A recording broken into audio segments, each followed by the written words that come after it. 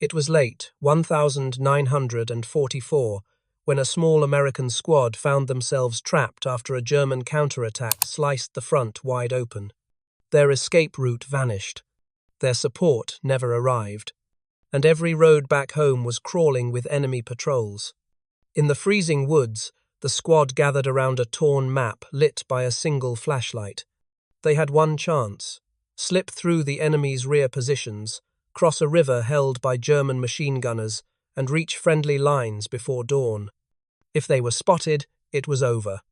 The first stretch was a crawl through pine forests, shrouded in fog. German voices echoed between the trees. Searchlights combed the darkness. Twice they had to flatten themselves into icy mud as patrols passed only meters away. Then came the river, swollen, freezing, guarded. A single misstep would send ripples across the surface and bullets across the night. One soldier volunteered to go first, slipping silently into the water, gripping a rope between his teeth to guide the rest. He moved inch by inch, teeth chattering, until he reached the other bank.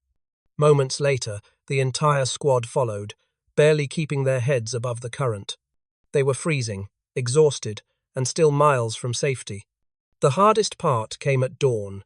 A German convoy approached along the same road the Americans needed to cross. There was no cover, only broken earth and a shallow ditch. They hid inside it, motionless, as trucks rolled past so close that oil dripped onto their uniforms. When the last vehicle disappeared, they ran, stumbling, limping, pushing through fields until gunfire erupted behind them.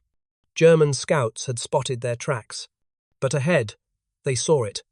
A thin plume of smoke. American smoke. Friendly lines.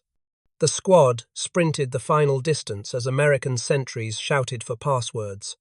Seconds later, they collapsed behind sandbags alive, shaking and barely believing they'd made it. In the official reports, it was recorded simply as successful withdrawal. But the truth was far more extraordinary.